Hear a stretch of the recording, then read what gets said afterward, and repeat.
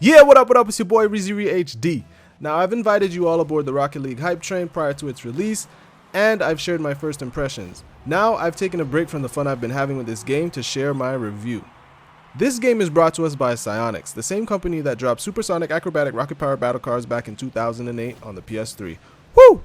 Roughly 7 years later, they're back at it again, giving us a great game to spice up the summer and soothe our souls before the fall arrives. Rocket League has an offline exhibition mode as well as a season mode. The season can range from 1-on-1 to 4-on-4. You can substitute the season length, the difficulty, as well as select a logo and team name. Playing either of these modes on Rookie is essentially like playing the free practice mode in the tutorial, so I wouldn't recommend it, unless you're looking to see the AI do 2 or 3 silly things per match, like coming in front of you as you're trying to pursue the ball, or just striking the ball back towards your own end.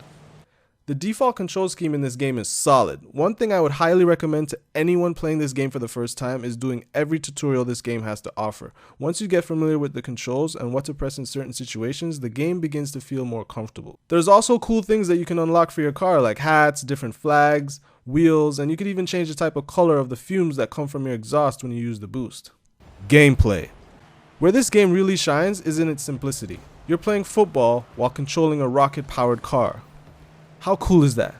A great feature this game offers is cross-platform gameplay, so both PC and PlayStation 4 gamers can compete online in the same match. One of the reasons I emphasize doing every tutorial this game has to offer is if you head right online without knowing which button does what, your frustration levels could rise pretty high pretty quickly. Other players will be out there dancing around you, giving you Ronaldo chops with their wheels while you're driving up the walls like a madman. I would highly recommend to learn how to use the power slide effectively. This is performed by pressing square on the PS4, X if you're using your Xbox controller on PC, or the left shift if you're using your keyboard to play. This will come in very handy in scenarios where you need to make a quick 90-degree turn or bust a 180 real quick. Being first to the ball can mean a goal scored or a goal against, and executing this U-turn or power slide can put you at a great advantage. Another point to consider is you don't always have to be where the ball is when you're playing online. Often when I'm in an online match where it's 3-on-3 or 4-on-4, I see 6 or 7 cars hovering around the ball. It's like watching a bunch of 4-year-olds play their first soccer game outside. They follow it everywhere the entire match. You don't need to do that. One of the coolest things about this game is trying to predict where the ball will land when it's in the air or which direction it'll bounce after a collision. It's like a game within the game. If you hang back, watch the ball squirt out of the congested area, you may very well end up with a perfect scoring chance. The game also gets rid of players that are inactive, and let's face it, in a game like this, you can't afford to have one player that puts his controller down or step away from the keyboard even for 1 minute. It kicks inactive players and brings in a new one.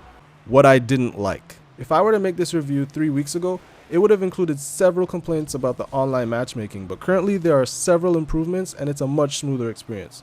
Sometimes when pursuing the ball, you'll end up literally driving up the wall.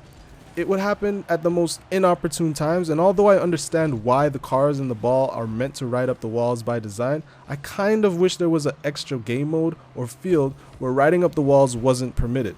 Essentially making an air hockey type of playing field where the ball would simply bounce back into the middle after deflecting off the boards, and perhaps having a barrier overhead so the ball wouldn't go far into the air either. Cars would deflect off the boards as well instead of riding up the walls and basically removing yourself from the action or scoring opportunity, because while you're on the ceiling, the opposition is closing in on putting the ball in the back of your net. Closing arguments. The controls feel really sharp and responsive, and the default button layout just makes sense. If you listen closely, you can hear the crowd chanting. It just makes it feel like you're in Wembley Stadium playing in front of 90,000 fans. It's awesome.